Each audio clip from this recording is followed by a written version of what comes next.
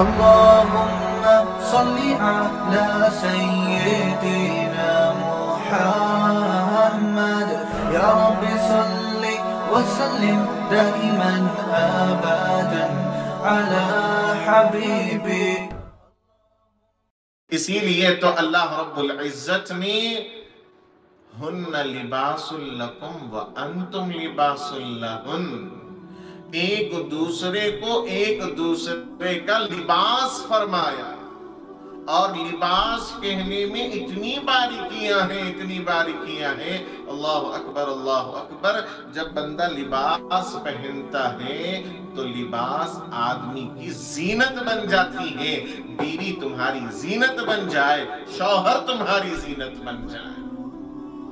لباس پہنتا ہے آدمی تو اس کے جسم سے سب سے زیادہ قریب جو چیز ہوتی ہے وہ لباس ہوتا ہے.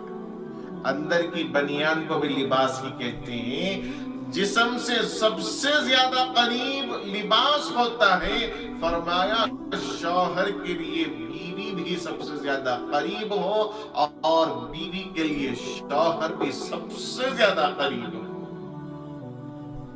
اور جب آدمی کو غصہ آتا ہے تو وہ غصے میں آ کر لباس نہیں پھاڑتا، اپنا لباس نہیں پھاڑتا. آدمی جب ہاتھ دھونے جاتا ہے تو پہلے اپنے آستین چڑھاتا ہے، اپنے آستینوں کو اوپر چڑھا لیتا ہے تاکہ ہاتھ دھوتے ہوئے بھی میرا لباس میلا نہ ہو. آدمی جب چل کر جاتا ہے، کیچڑ وغیرہ دیکھتا ہے تو وہ برداشت کر لیتا ہے کہ اس کا چپل میلا ہو جائے، اس کا پیر میلا ہو جائے، برداشت کر لیتا ہے. لیکن لباس کو اوپر اٹھا لیتا ہے. پوری کوشش ہوتی ہے میرا جسم جائے تو جائے چیکڑ میں، لیکن میرا لباس نہ جائے. یہ بات الگ ہے بیوی کے ڈر سے.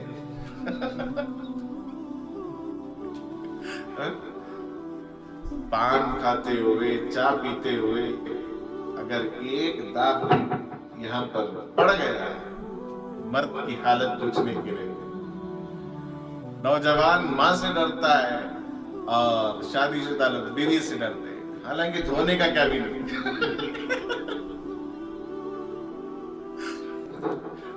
بیوی کو دھونے کا کیا بھی نہیں، پھر بھی انہیں بہانہ نہیں چھوڑتی. غصہ ظاہر جو کر رہا ہے بہانہ نہیں چھوڑتی. کسی نے پوچھا موقع کسے کہتے ہیں؟ کہا کہ بیوی کے گال پر مچھر بیٹھا اسے موقع کہتے ہیں. اب بیوی کو موقع چاہیے ہوتا ہے تو لباس کی بندہ کیسے حفاظت کرتا ہے؟ فرمایا لباس اسی طریقے سے پیر میلے ہو جائیں تو ہو جائیں، کیچڑ میں چلے جائیں تو چلے جائیں، لیکن لباس کی پوری حفاظت کرتا ہے. جب بندہ لباس پہنتا ہے تو اس کے جسم کے اندر جو کوڑے پھنسی ہوتی ہے وہ سارے چھپ